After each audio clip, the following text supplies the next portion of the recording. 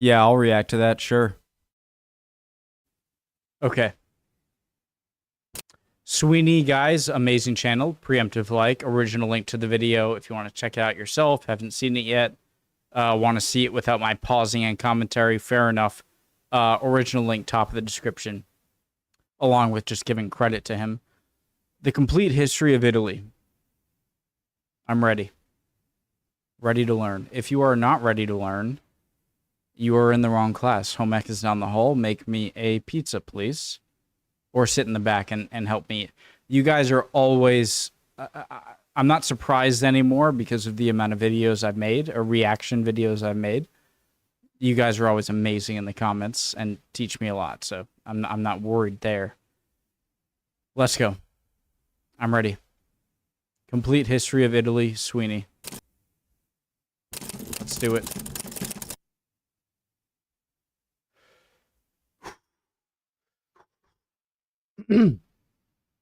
Let's go. Storia d'Italia. Okay, so besides history, mythology has always been a guilty pleasure of mine. And boy have I been waiting to do this topic for a while. As a function of popularity, Roman mythos isn't nearly as popular as its Greek counterpart, since the Romans were more preoccupied with empire building and Caesar. Sorry, guys, I've been watching a lot of videos today and my eyes are dry. I have eye drops.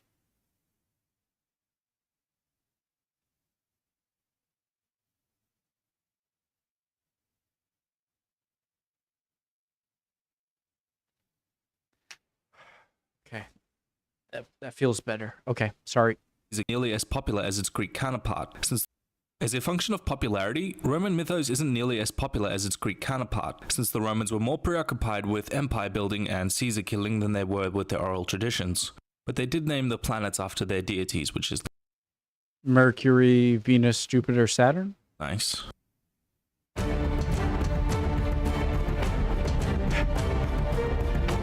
Let's do it.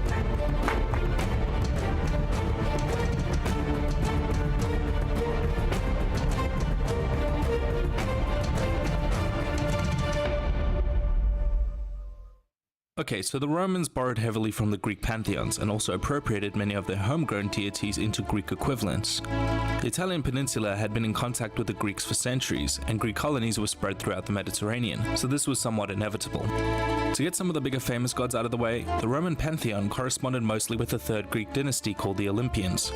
Zeus, Hera, and Athena became Jupiter, Juno, and Minerva respectively. There were 3 dynasties of Egypt. Zeus, Hera, and Athena became Jupiter, Juno, and Minerva respectively, the 3 patron gods of Rome. Ares, Aphrodite, and Poseidon became Mars, Venus, and Neptune. Hermes, with his cool winged shoes, became Mercury, the god of communication, transport, and commerce. The famous Titan equivalents are the first gods Uranus of the sky and Gaia of the earth, who, through their marriage, bore Saturn, one of the oldest and most famous gods. Question, guys. I wonder if Mercury... Venus and Neptune. Hermes, with his cool winged shoes, became Mercury, the god... I wonder if Mercury... god of communication... being the god of... transport and... communication and transport. I would imagine that the planet Mercury has the fastest orbit around the sun, and so I wonder if they named him that because Mercury moved quickly. Commerce. The famous Titan equivalents are the first gods Uranus of the sky and Gaia of the earth, who, through their marriage, bore Saturn, one of the oldest and most famous gods of Roman mythology. Saturn was hugely important to the Romans, as he reigned the supreme deity and father of Jupiter, corresponding to his Greek equivalent Kronos. The age of Latin dominance over Italy is said to be attributed to him, and his name lives on in the planet Saturn and the 6th day of the week, Saturday. The winter solstice festival became dedicated to him in the month of December as Saturnalius, or Saturn Festival, and Christmas was later moved to December 25th to coincide with it, illustrating just how important it was to the Romans. Hades, the Greek god of the underworld. It was Constantine who made Christianity okay in Rome, right? So Illustrating just how important it was to the Romans. Hades, the Greek god of the underworld, would become Pluto. Hephaestus, the Greek god of fire, became Vulcan, where the modern word volcano comes from. The odd one out was Apollo, who seems to have blended over time with some other deities. Classic Roman mythology places him with Greek Apollo, the son of Jupiter. But Apollo was also worshipped for many other things, and it's hard to pin down. He is portrayed as the patron god of Troy, which would later make him very important to the Romans.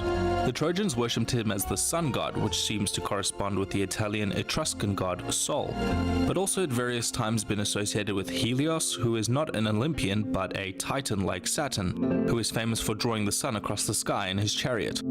All these inconsistencies were handwaved somewhat, as the customs, festivals, and worship mattered a lot more to the Italians than the myths or the stories. But don't take my word for it, I wasn't there. Of the stories, there are some good ones. Hercules was adopted from the Greek hero Heracles, the son of Zeus and a mortal woman. Heracles was an immensely influential character in Roman times, and his stories feature heavily. Besides the well-known 12 tasks, Heracles also has stories featuring him in the Roman Empire, such as killing Vulcan's son Casus, the fire-breathing giant, or when he visited Germany with some of the locals identifying him as Thor. Hercules is said to have visited a town on the southern shores of Gaul and chased away the gods that were terrifying the... Wait, so they really did... I know of that, what did it say, 12 tasks or something? So they just made... locals when he him heavily. Heracles was an immensely influential character in Roman times, and his stories feature heavily.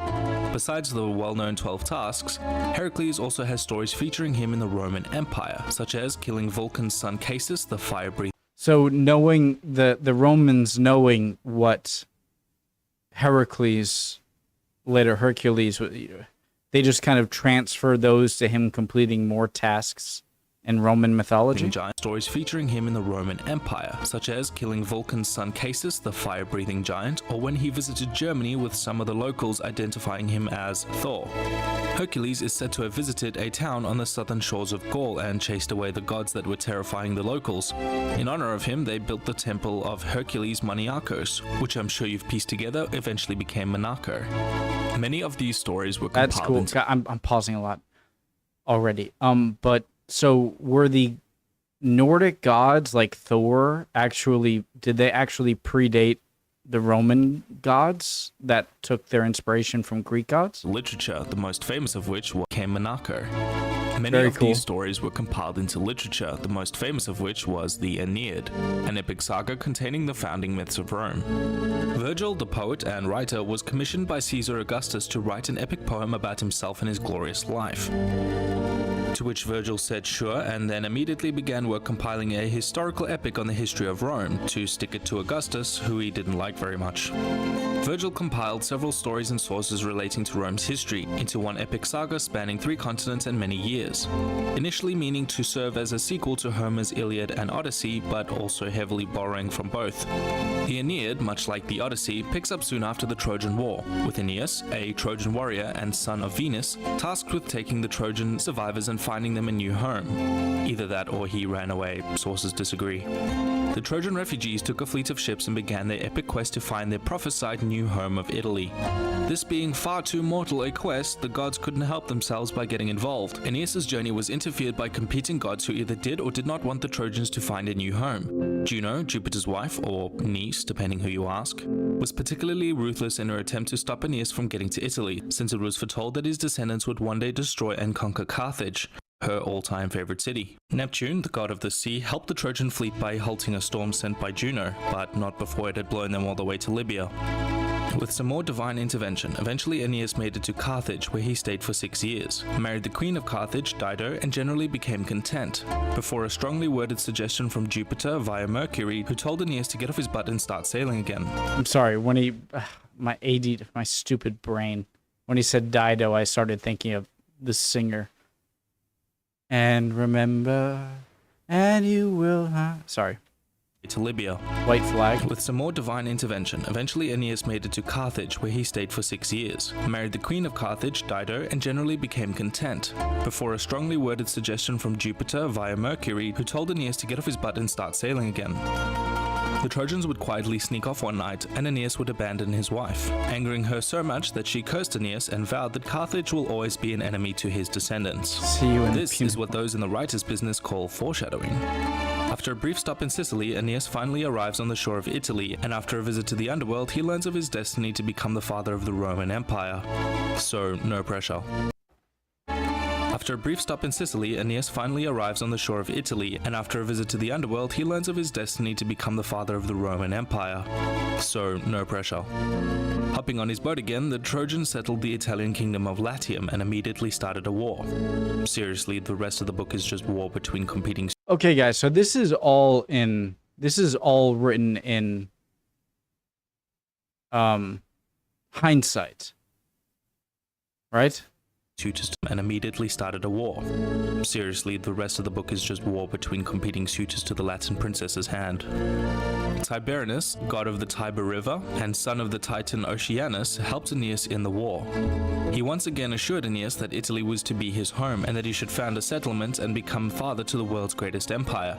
Aeneas then founded the city of Alba Longa in Latium and became its first king. His descendants would rule the city until the birth of the princess Rhea Silva. Rhea became pregnant with the sons of the Roman god Mars, eventually giving birth to twins she named Romulus and Remus. Their granduncle, the king of Alba, saw them as a threat to his rule and ordered them killed, whereupon they were thrown into the wolves part. River to die. Tiberinus then rescued the twins, and a she-wolf found the boys and suckled them to keep them alive. The boys grew up in an area of 7 hills and became great warriors, and after learning who they were, they led a revolt against the king, their uncle, who had himself usurped the throne from Romulus and Remus's grandfather, Numitor. With Numitor back on the throne, the twins returned to the 7 hills they were raised on. A disagreement on where to settle down led to a fight between the two, and Romulus killed his brother. Romulus then created a settlement and named it after himself, Rome, and reigned. What would be, if Romulus had won, what would be the name? Romulus, Rem? So Rem? As its first king. And that is how the Trojan refugees would live on to become the legendary founders of the Roman Empire. Sorry, I gotta make sure when I pause, I go back 5 seconds so I don't miss. Settlement and named it after himself, Rome, and reigned as its first king. And that is how the Trojan refugees would live on to become the legendary founders of the Roman Empire. Interesting. The Italian peninsula was a thriving hotbed of prehistoric civilizations, with all the basics of Bronze Age society such as metalwork and agriculture. By the time the Iron Age came around in the 8th century, these had coalesced into 2 dominant cultures, the Etruscans in the north and the Greeks in the south, who had settled the area slowly over time. These two shared writing, religion, and culture with one another, having a massive influence over Italy. Their culture wouldn't last very long, however, because they were soon to be eclipsed by...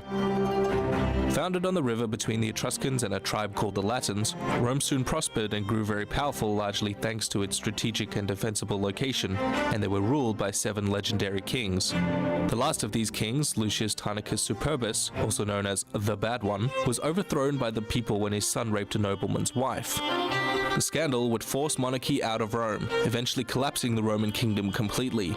In its place, the Republic was born, ruled not by a king, but rather 2 consuls selected by the Senate. Roman society was divided into 2 parts, the patricians, who were nobles, and the plebeians, everyone else, who were represented in the Senate by an elected office called the tribune. The tribune was granted the power of veto, meaning the patrician Senate and the plebeians often had to work together on policies that benefited both classes, contributing to Rome's success. Under the Republican system, Rome prospered. They expanded their territory through both conquest and alliance, often being reluctantly sorry, guys. Were represented in the Senate by an elected office called the tribune. I say sorry, guys. It can be frustrating, but if I don't understand something that was just said, what is the point? I really want to learn, so I'm and the plebeians, everyone else, who were represented in the Senate by an elected office called the tribune. The tribune was granted the power of veto, meaning the patrician Senate and the plebeians often had to work together on policies that benefited both classes, contributing to Rome's success. Crazy the amount of parallels to modern government. Under the Republican system, Rome prospered. They expanded their territory through both conquest and alliance, often being reluctantly dragged into wars in defense of one of its allies, who then made territorial concessions or became a client state in return. This cycle continued, and soon Rome became the ruling state over most of Italy, and Latin became the lingua franca, or common. Okay, so 264 BC is like the start of Rome. I know that contradicts what he just said, but the start of Rome as like a power that is no joke and you have to deal with because it's not just some small state anymore. In the lingua franca, or common tongue. A rather small domestic dispute in the city-states of Sicily dragged Rome into an open conflict with Carthage, known as the First Punic War, which they ultimately won. The political fallout from this war was immense, and the two sides hated each other from that day forward. After two more Punic Wars, in which Rome was very nearly defeated by the Carthaginian leader Hannibal, Rome destroyed Carthage and annexed most of her territories. The Senate became more and more interested in securing Rome's place in the Mediterranean basin to ensure another... There was such a cool battle that I forget. It's not Zama. It happened around, like, here. Between Hannibal and the Romans. And Hannibal was very much... did not have the advantage before the battle, but ended up winning by... I forget the name of the battle. It was around here. The Senate became more and more interested in securing Rome's place in the Mediterranean basin to ensure another Hannibal never threatened Rome again. This would bring them to war with the three dominant Greek kingdoms. The city of Carthage and Corinth were both completely destroyed in 146 BC, and Rome became the undisputed naval power of the Mediterranean. Fast forwarding a bit to everyone's favorite Gaius Julius Caesar. An ambitious politician and military leader, Caesar eventually landed a gig as the governor of Gaul. When recalled to Rome for his abundant abuses of power, Caesar made a huge power grab in returning to Italy with an army, plunging Rome into civil war. After Pompey's death, Caesar attained all political positions he could. Wait, I thought Caesar died before Pompey and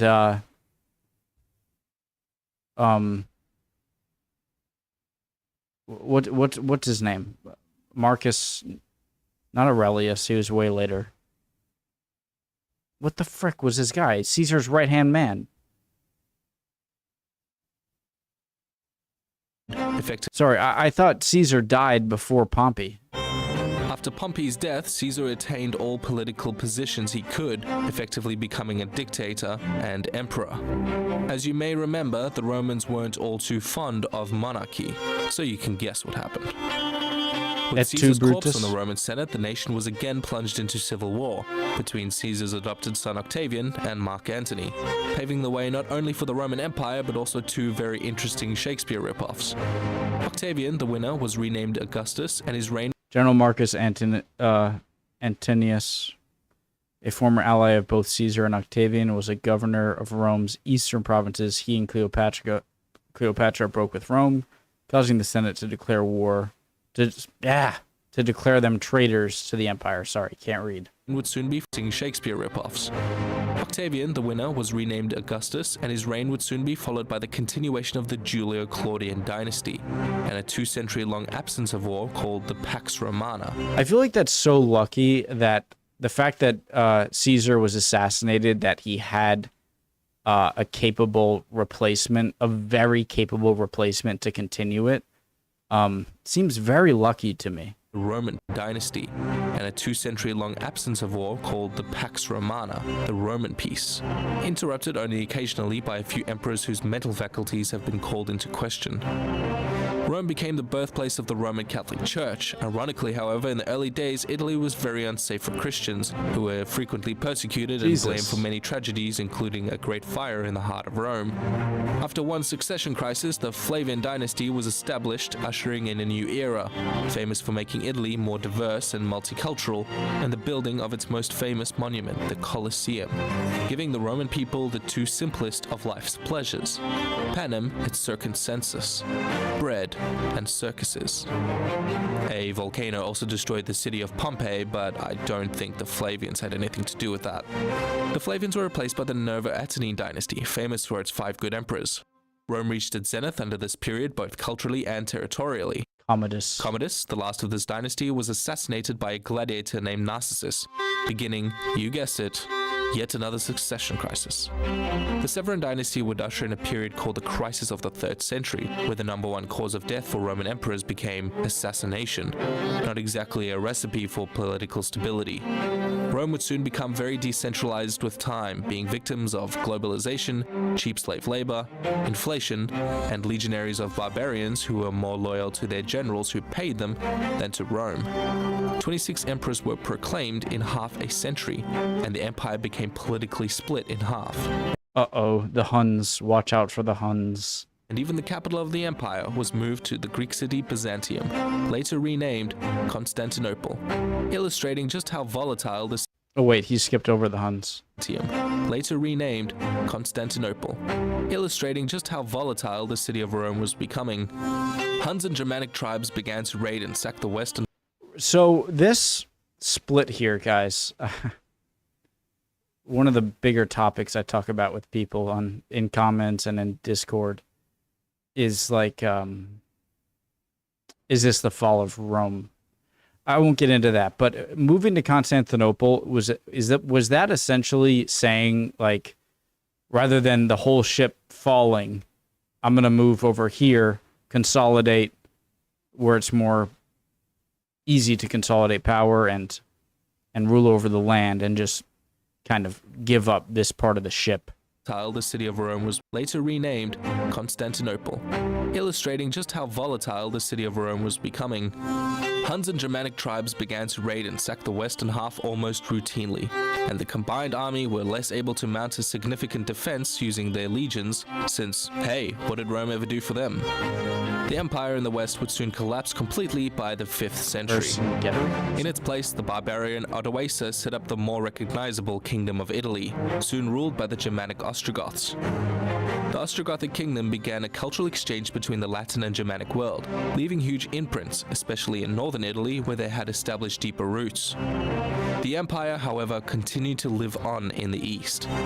Eastern Roman Emperor Justinian, with dreams of uniting the empire, conquered the Ostrogothic kingdom in 553, once again bringing the Roman imperial light back to Italy and back to Rome. The migration period didn't stop with the Ostrogoths. Around the same time, 2 tribes called the Lombards and the Franks had slowly moved southward in search of new land. The Lombards found themselves squeezed between the emerging Frankish kingdoms and nomadic invaders under the Avars, forcing them ever more southward. The Lombards slowly moved into central Italy, conquering the tired and war-ravaged countryside. They set up the Kingdom of Lombardy as well as 2 semi-autonomous Look at how this looks like the borders of the Papal States. Autonomous duchies in the south side. And when are Genoa and Venice, created as 2 independent? They set up the Kingdom of Lombardy as well as 2 semi-autonomous duchies in the south, making Italy look a lot more like a jigsaw puzzle than anything resembling a nation. I just want to repeat again, look at how these controlled still parts of the Italian peninsula turn into similar Papal State borders.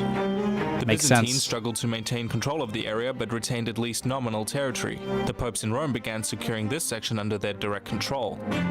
Thousands of Italian refugees fled the countryside from the Lombard invasions and settled in the Venetian lagoon, eventually becoming the legendary founders of Venice, the floating city. The Pope signed an alliance with the Carolingian Franks and teamed up to fight the Lombards.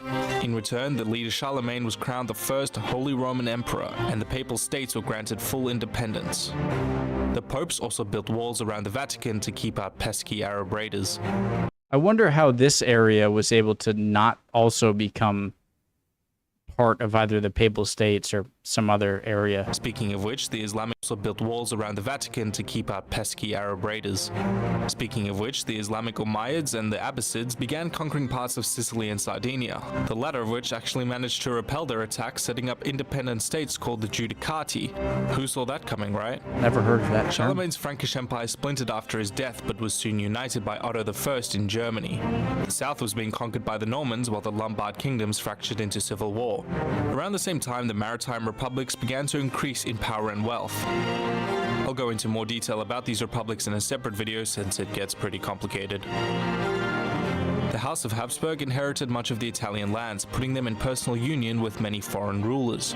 Some of these rulers, like the Spanish Habsburgs and the French, fought a series of devastating wars in among the states of Italy for control over the peninsula, called the Italian Wars, only further establishing Habsburg control over the area. The Catholic Spanish got the Counter-Reformation Naples, right? of Catholic states against Protestant states began the 30 Years' War, which is one of the deadliest conflicts of all time.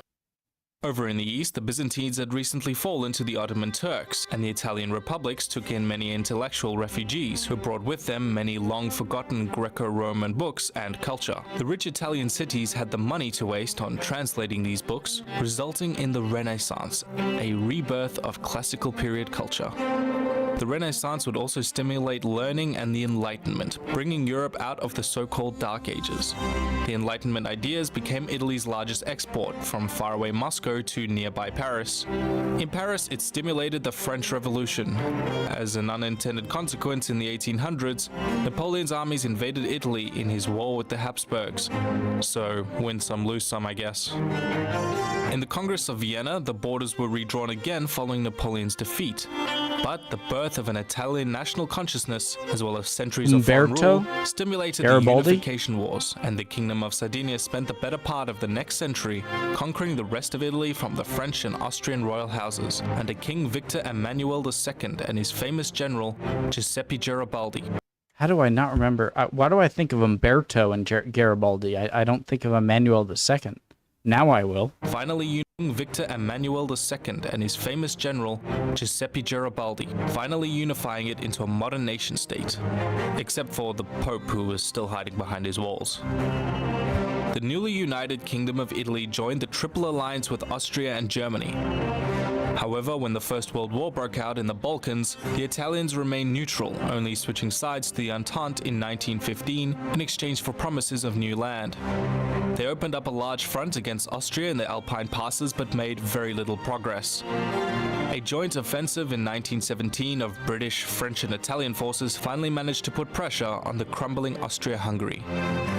The war ravaged the young state, amounting some 650,000 casualties and more than 1 million wounded.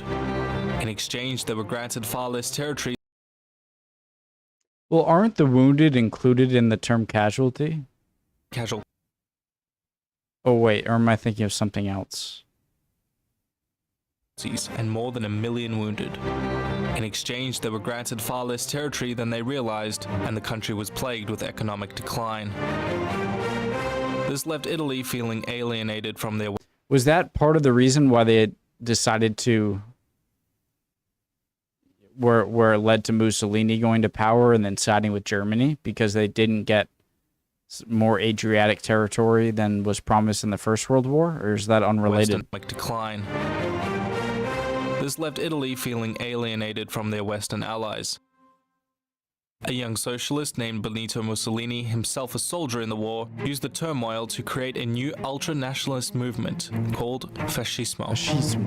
Mussolini was eager to expand Italy's holdings in Africa to prove his nation's racial superiority, a new Roman Empire. So, in 1922, he and the fascists orchestrated a coup, the March on Rome, installing Mussolini as dictator. Not long after, the fascist ideas and groups began springing up all over Europe, including Spain and especially Germany, where its philosophy laid the framework of National Socialism. Portugal too, huh?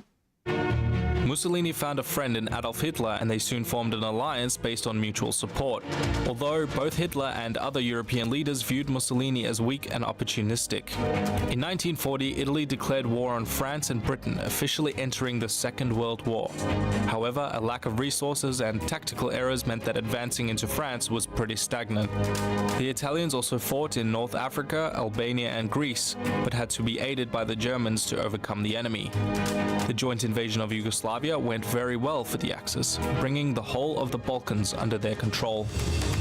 The extra troops and resources diverted to the south disrupted plans for the Nazi invasion of the USSR, delaying the operation for over a month. Historians believe this to be a contributing factor in the Wehrmacht failure to capture Moscow. Oh, I thought failure to capture the Caucasus oil regions, which they seem to be pretty close to prior to the failure in Stalingrad. So I can see that as a possible reason they failed. Yeah. Historians believe this to be a contributing factor in the Wehrmacht failure to capture Moscow and beating the start of winter, since the invasion was launched so late. Question, guys. Let me ask the question first.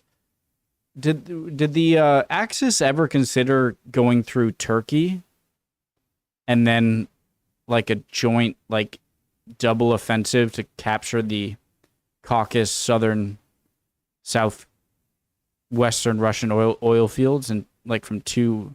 I know the Caucasus are a giant barrier. Maybe that's why. But I wonder if there were any plans to go through Turkey.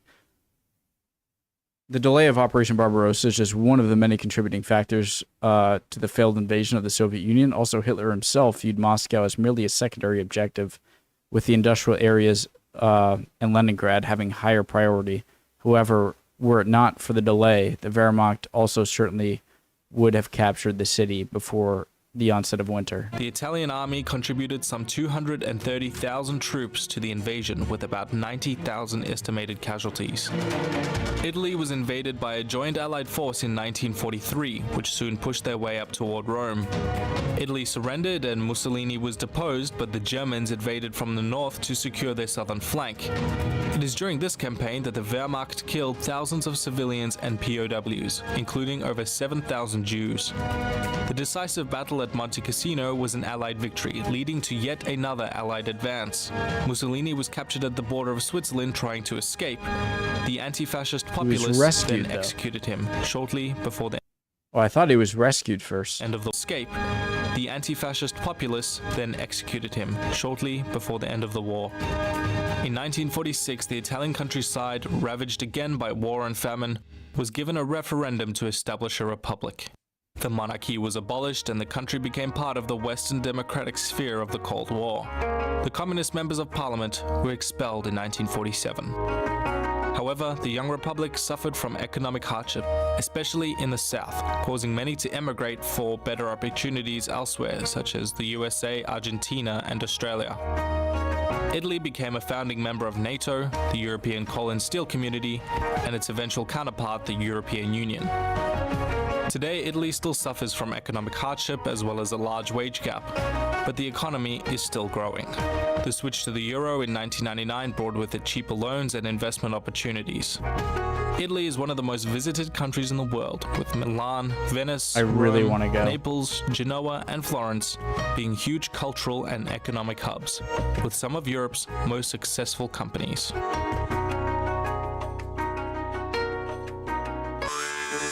After 24 years spent in the court of Kublai Khan in China, an aged and immeasurably wealthy Marco Polo returns to his native homeland in Venice.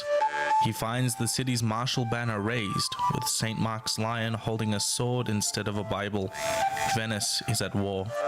Polo is captured by the enemy, Genoa, and from his prison cell he writes of his adventures in the Far East. Italian history cannot be fully understood without talking about the Maritime Republics, whose contribution to the economy and politics of the Italian peninsula was almost immeasurable. Chief among them were the megalithic trade rivals Genoa and Venice. The city-states of Italy were birthed by warfare.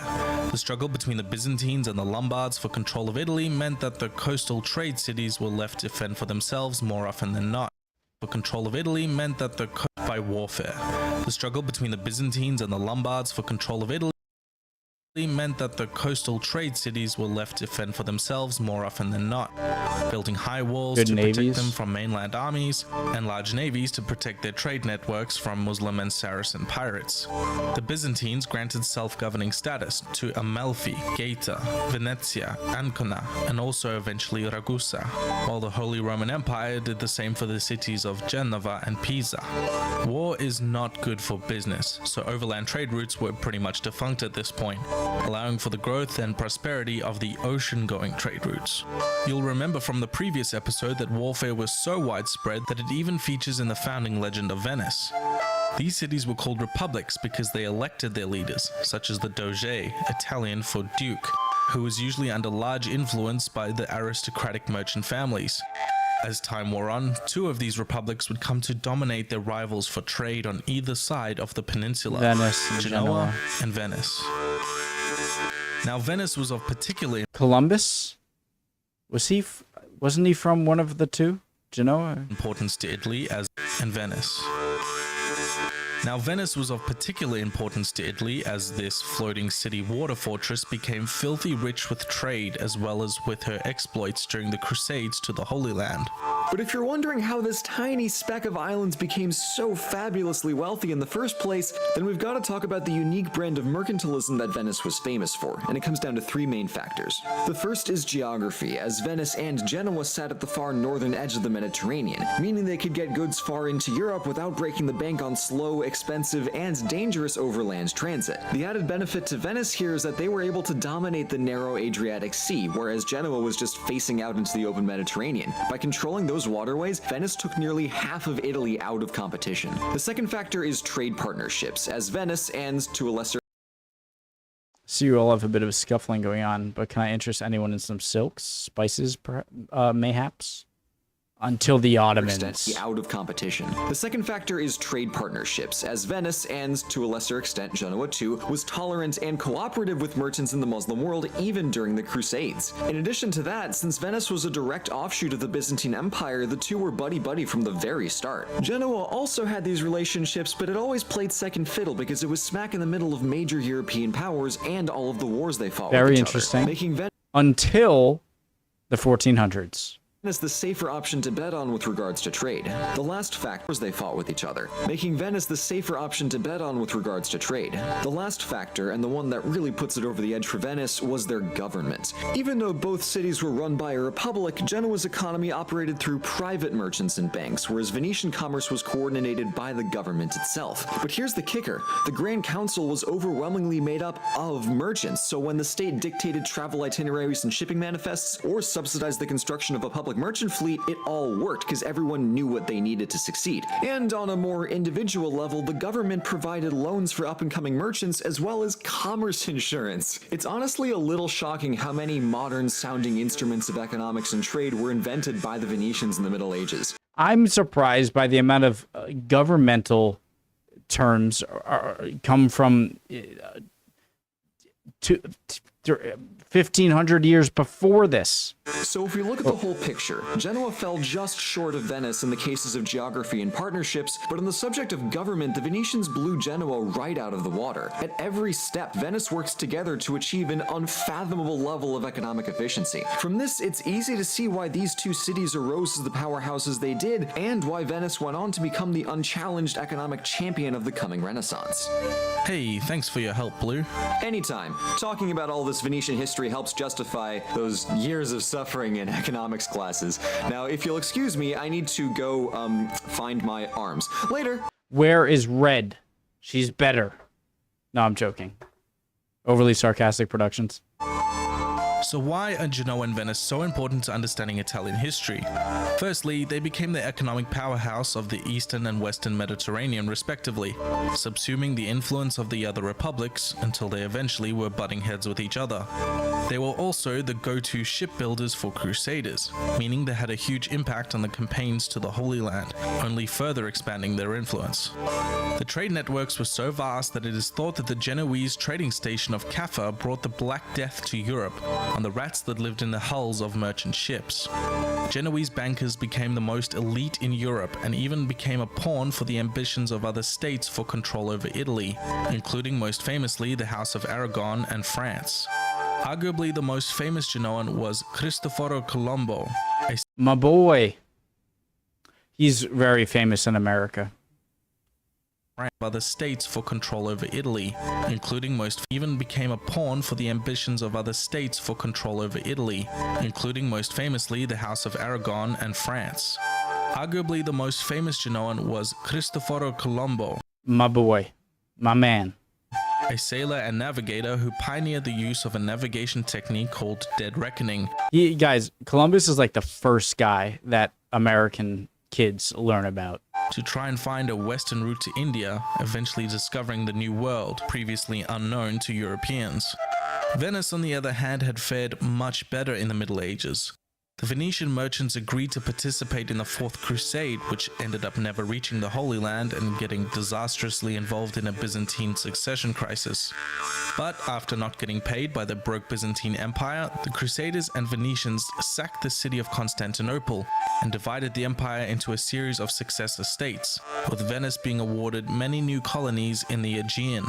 Their continued presence in Greece allowed them to become the main connection between Europe and the Middle East, which set up the highway for intellectual migration of ancient Greek humanism that would lead to the Renaissance. These trade routes were largely kept open when Constantinople fell to the Ottomans, and the Italian city-states started taking in thousands of intellectual refugees from the formerly Roman territory. These very important links would help birth the Enlightenment, as Venetians established connections with Persian and Arabic scholars and scientists. And would help birth the age of exploration, right? Something that was sorely lacking during the previous centuries of crusading zeal. The growth of the Ottoman Empire eventually led to the Venetian monopoly on a lucrative spice trade in the Far East, which would directly result in the stimulus for the Dutch, Portuguese, and Spanish to seek new routes to India, and the accidental discovery of the New World. Between 1256 and 1381, the Genoese and the Venetians had fought 4 separate wars for trade dominance, usually involving the crumbling Byzantine Empire. The dominance of these republics would eventually come to an end when the Atlantic powers basically put them out of business, but also during the period of the 30 Years' War and the Italian Wars, which effectively destroyed mainland markets, especially for Venice. As said before, war is not usually good for business. Venice and Genoa would both be abolished during the French Revolutionary Wars and the Napoleonic Wars, when they became dominated by the rising European powers of France and Austria in 1797.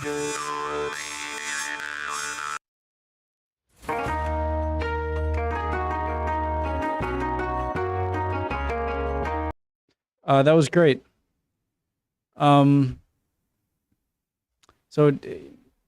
Fantastic. I learned a lot. I'd appreciate any comments down below, answering any of my questions, any comments at all. You guys are always great with that. And yeah, I usually don't have much to say at the end of my videos because I usually ask them and say them all in the middle of the videos themselves. So I'm going on 42 minutes here, which is like an extra, 15 minutes of the video. So love y'all. Hope you're all doing well. I'd appreciate any comments down below, and hopefully, if you aren't subscribed or following already, we'd love for you to join, and we'll keep on learning. See you guys next time. Bye.